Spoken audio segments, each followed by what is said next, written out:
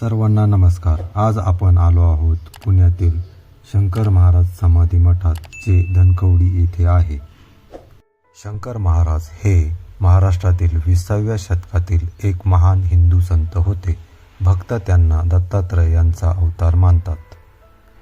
त्यांचा जन्म अंदाजे 19व्या शतकाच्या शेवटी आणि महासमाधी 1947 रोजी घेतलेली आहे।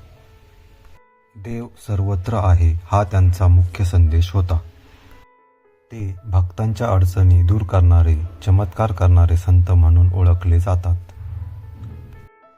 समाधी मंदिरात भक्तांसाठी भाताच्या खिचडीचे निशुल्क वाटप केले जाते। महासमाधीनंतरही ते भक्तांच्या जीवनात कृपादृष्टी ठेवतात असा विश्वास आहे।